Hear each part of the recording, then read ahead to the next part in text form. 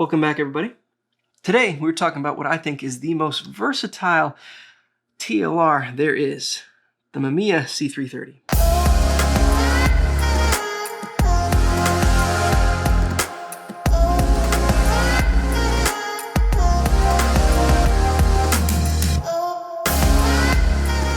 So hey guys, and welcome back. We're gonna jump right into it. I'm gonna show you how this camera works, its features, how to switch lenses, things like that. I have 3 different lenses here. Also have a eye level viewfinder as well, and then a focusing screen that can be changed out as well. And then I will show you results of some things that I've shot with this. Most recently, when Jack moved out of her old apartment. Okay, so that wasn't very recent. We shot some stuff there, so I'll show you what that looks like. I have some video of the stuff of that as well. So here we go. First of all, the Mamiya C330 is a TLR, meaning twin lens reflex. You look through the top glass, and then the bottom lens is the one that takes the picture. Of course, you have your waist level viewfinder as well, pretty standard for a TLR. The big difference between the Mamiya C330 and other TLRs is first and foremost, well, it's big. For size reference, this is the Mamiya C330. This is my Rolleiflex 2.8, and then next to that, we have a Rolly cord. As you can see, the Mamiya C330 kind of wins this round. I feel like I'm talking about the RB67 again, a big obnoxious camera with billows and interchangeable lenses. So basically, yes, this is the cousin of the RB67, RZ67, whatever you want to call it. This is the C330.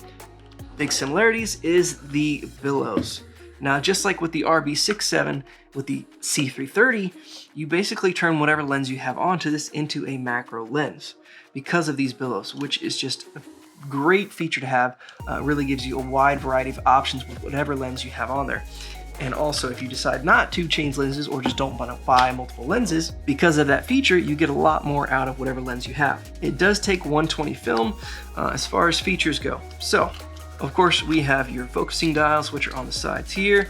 It goes in and out. You have your shutter here, which is also where you would put your trigger release. On the side, you can fire it also with that or the button on the bottom. You have single or multi-exposure. Advanced knob there, which I'm struggling with. You have a lock and unlock, which is nice, so you don't end up pressing the shutter and firing, wasting shots, anything like that if it's sitting in your bag. So unlike with the Rolleiflexes, you have to adjust it on the lens here on the bottom side, your shutter speed and your aperture. So whereas a Rolly, you can look down and adjust it on the sides here. You don't get that with the C330. It's kind of awkward because you can't see it looking straight down. You kind of have to tilt over to the side to adjust your shutter speed and aperture on the lens there. And then of course you could cock it over there too, which is nice if you want to take a double exposure, something like that, and don't want to advance the film. On this side, you have, again, another knob here for adjusting, just like with you would the RB67. This little knob here is how you select what lens is on the camera, which will help in your parallax correction. Here you have your unlock and lock. You can see the little knob there, which will unlock and lock it there, as well as your ASA dial on that. Now, to switch lenses with the C330, it can get kind of tricky. Once again, it sounds like the Mamiya RB67. I've had issues with this before where I take off a lens, I put on a new lens, and then I can't fire the shutter. But here's how it works. So to switch lenses on this camera, what you have to do is switch to unlock. Remove the lens using the pin, take that lens off, put a new lens on, lock it back into place, lock it again, then you go back over here, switch to multi, which will not advance the film. Then you would crank the film advance, and then now you can fire the shutter.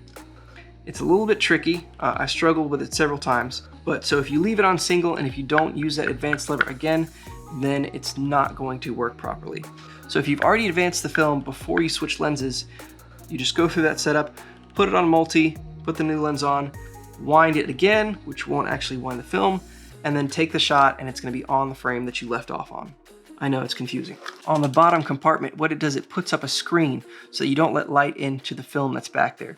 On the top, it's fine, it doesn't matter because that's just your viewing lens, but on the bottom, it kind of protects your film so it doesn't mess it up. Loading wise, it's just like any other TLR. You have the back, just turn that, pops out, and you put whatever film in there, 120 or 220, which it's gonna be 120. It has a cold shoe mount on the side of the camera, which is fantastic. So I do like that, although I've never used it. So I have 3 different lenses with this camera. On it right now, I have the 55mm 4.5. I also have the 80 2.8. And then I have the 135 4.5, all very easily to interchange as well. And then just like the Rolleiflexes, you can take off this top cover and switch it out for something else. Now this is not quite as easy as the Rolleiflexes, which have little pins, and then you just kind of pop that off, but it does still work pretty easily. Now I can take off the waist level viewfinder, and I can put something on like this eye level viewfinder, which is the Reflex.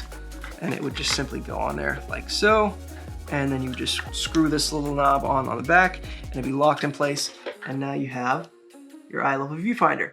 In addition, you have the very easy and convenient option to switch out the ground glass in the C330. All right, so it's not as easy as I thought. I'm gonna leave that on there. But, so I got this at a thrift store, and this has your grid for the, oh man, that really needs to be cleaned. For the viewfinder. So all you would do is take off the one that's on here currently, and then just slide that one on right on top, which I should probably do because I think this one's better. And that is how easy it is to mod your Mamiya C330. So one of the great things about this is the price point for the C330.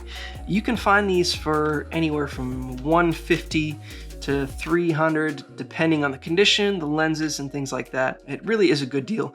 It's underrated, and I think part of that is just the size of the camera. It is large. It's not your typical TLR that you can kind of throw in your bag.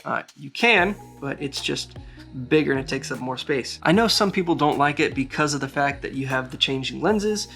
It is nice to have, it's a cool perk, but a lot of people prefer the simplicity of just your Rolleicord or Rolleiflex, where you have one lens, settings are there, just very simple, straightforward, and you kind of just work with what you have to create something and not deal with all the fluff of interchangeable lenses, things like that you would normally have with your typical SLR or other medium format cameras in that kind of range. Now you can find a Rolleicord for about $100 to $200-300 as well. And then of course there's some models by Yashica.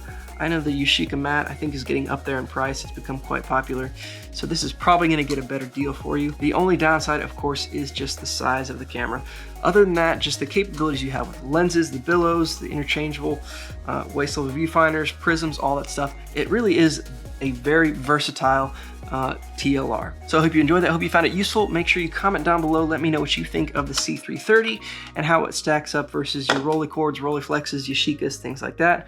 Also make sure you like and subscribe for future videos, and I will see you in the next one.